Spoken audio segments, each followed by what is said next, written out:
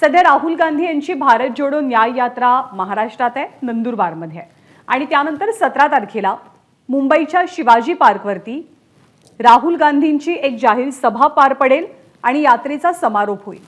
या सभेसाठी उद्धव ठाकरे आणि शरद पवारांसह महाविकास आघाडीतले सगळे बडे नेते उपस्थित असतील असं कळतंय। तसंच उद्धव ठाकरे यांची शिवाजी पार्क येथील राहुल गांधींच्या सभेला लाभणारी उपस्थिती यावरती महायुतीतल्या नेत्यांकडून आता टीका होऊ लागली आहे।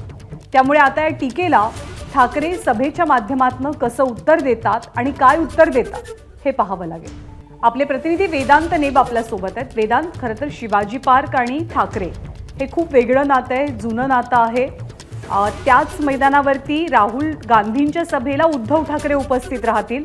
या मुद्द्यावरनं ठाकरेंचे विरोधक आक्रमक कसे झालेत?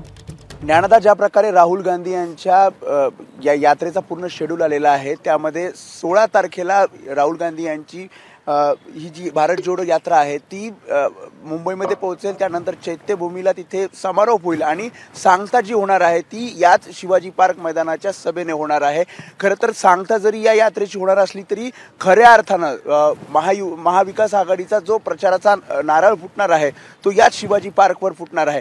खरं तर शिवाजी पार्क मैदान म्हटलं तर एक ठाकरेंचं होम ग्राउंड आहे आणि याच ठाकरेंच्या होम ग्राउंडवर राहुल गांधी यांची सभा होणार आहे। म्हणजे शिवसेनेच्या अगदी स्थापनेपासून शिवाजी पार्कवर शिवसेनेच्या सभा होत आलेल्या आहेत, मग दसरा मेळाव्याच्या सभा असतील किंवा मग इतर सभा असतील, आणि यामध्येच आता राहुल गांधी हे याच शिवाजी पार्कवर सभा घेणार आहेत। आणि याच सभेसाठी शरद पवार, उद्धव ठाकरे आणि महाविकास आघाडीतील बडे नेते उपस्थित राहतील। त्यासोबतच इंडिया आघाडीतील घटक पक्षांना आणि नेत्यांना सुद्धा या सभेसाठी बोलवण्यात आलेलं आहे।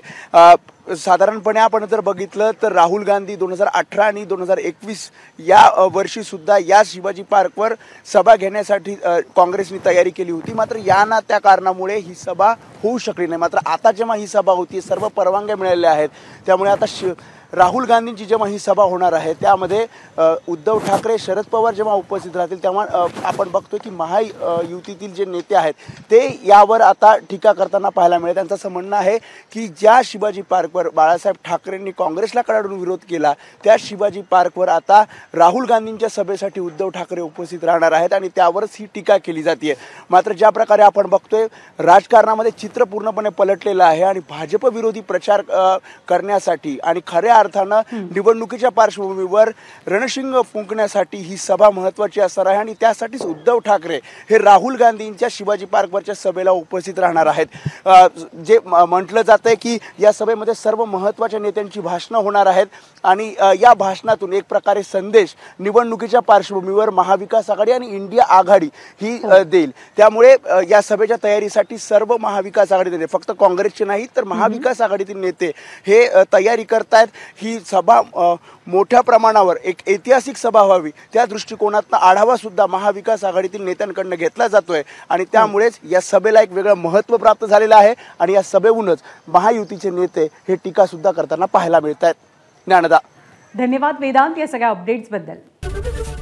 एबीपी माझा, उघडा डोळे बघा नीट।